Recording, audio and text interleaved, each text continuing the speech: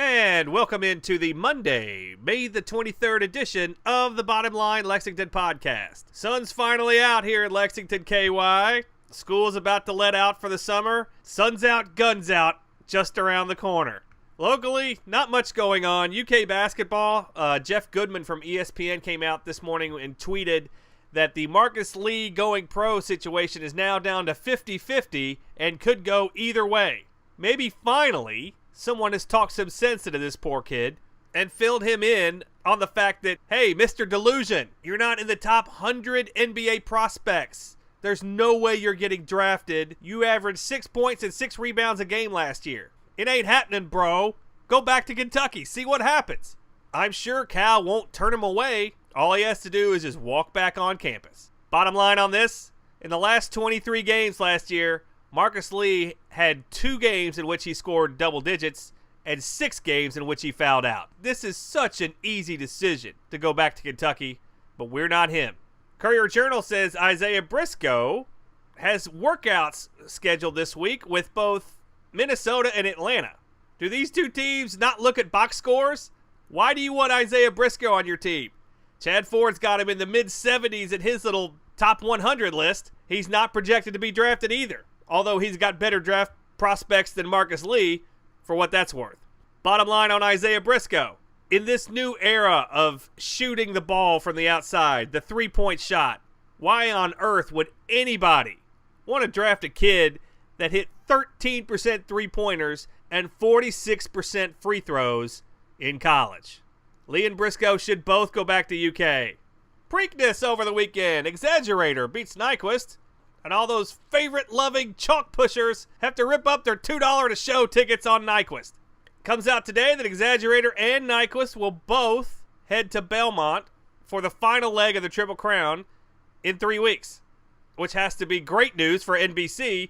Now with no Triple Crown prospect, nobody's going to care about the Belmont. Something that wasn't reported at all, for various reasons, there were 2 horses that died at the Preakness at Pimlico Racetrack on Saturday. Nobody talked about that. I watched part of that broadcast. Nobody said a word about those 2 horses dying.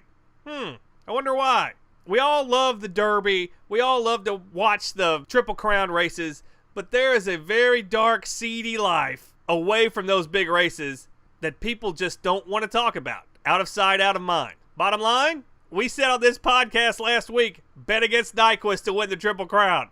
Easiest bet in sports. It's worked out 37 of the last 38 years. Hope you cashed in. Baseball. The Reds were up 3-0 after 1 inning yesterday. You guessed it, they lost 5-4. Alfredo Simon, our favorite, they call him Big Pasta, I've learned. Your guess is as good as mine why they call him that. I think I can imagine.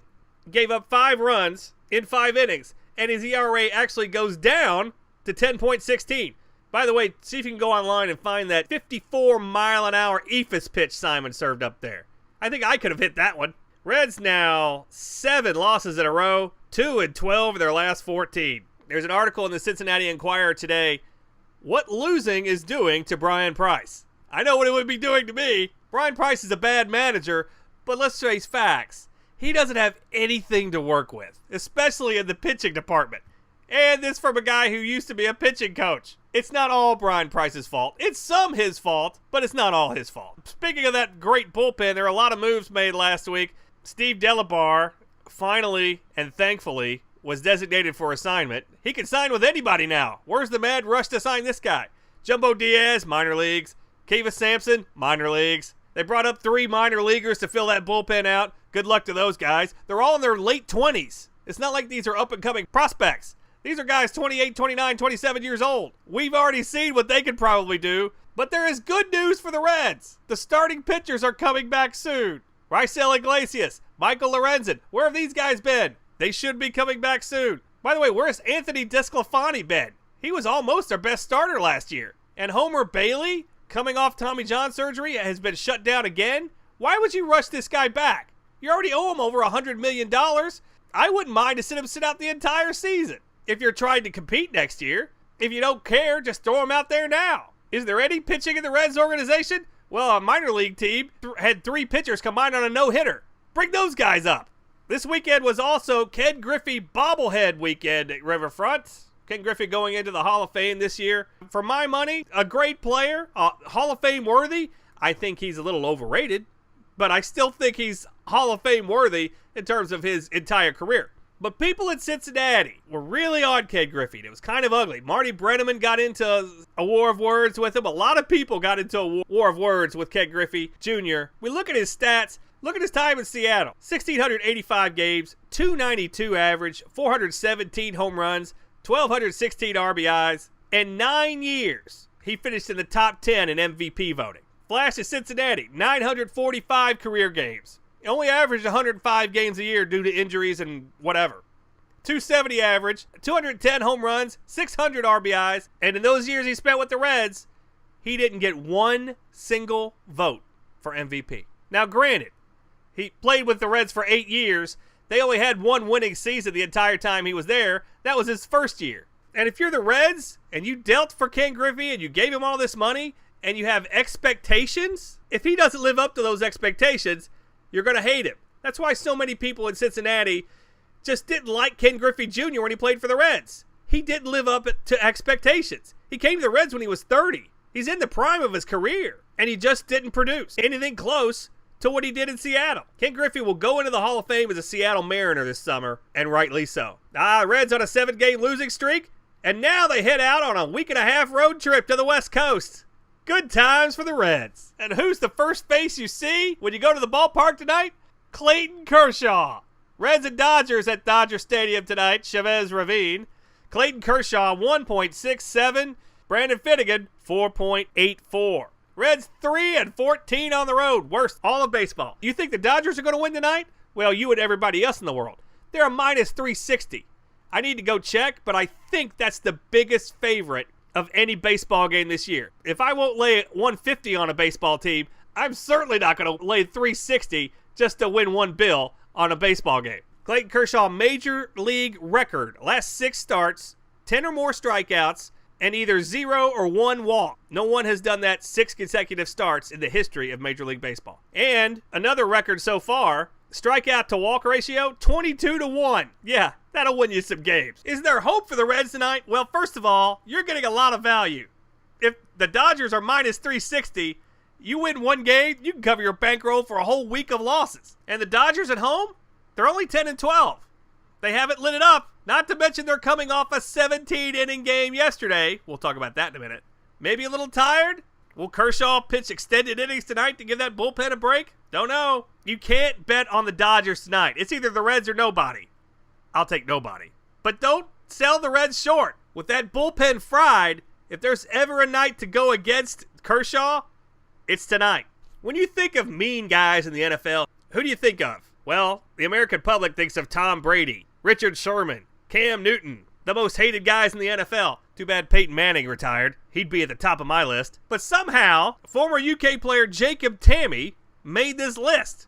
In a serious poll, Sirius XM poll that they've done, they have the top 4 guys you can vote on for the league's most hated player. Tom Brady, Cam Newton, Richard Sherman, and Jacob Tamme. Now, obviously, they did this as a joke because Jacob Tamme tries to be a nice guy. There's no reports of him being a big jerk or whatever. But this poll has brought on jokes saying that Jacob Tamme does awful things, like takes 12 items to the express lane, 10 items or less, holds you up at the DMV, funny, silly stuff like that. I don't understand how this guy's getting so much attention. He's played in the league 8 years. He's only scored 11 touchdowns. But a funny joke played on Jacob Tamme, who actually got enough yards this year. He was a backup fantasy tight end in most leagues. So Jacob Tamme, haters gonna hate. NBA, OKC wins last night. They're up 2-1. Big story today, Draymond Green. Did he kick Steven Adams on purpose, or was it just part of his jump shot? He obviously kicked him on purpose. But can you determine intent? That's what the league has to determine. We're taping this on Monday morning. We do not know if he got suspended or not. But with OKC now up 2-1, Golden State needs to win Game 4 in OKC because you don't want to go back to Oakland down 3-1. Never thought I'd say that about Golden State this year. Game 4, Eastern Conference tonight, Cleveland, Toronto. Toronto coming off a win that actually saved that series for them. Cleveland up 2-1. Cleveland a 6-point favorite. It's either Cleveland or nobody tonight. I don't lay 6 points with anybody, but Cleveland should win this game and win it decisively. More NBA. Mark Cuban comes out yesterday on Meet the Press and says, yeah, I can be vice president. I can be vice president for either the Democrats or the Republicans. Not the way you want to get involved, sir. You have to show party allegiance. People still go in and pull those straight Democratic or straight Republican tickets. Then again, wasn't Trump a Democrat a few years ago?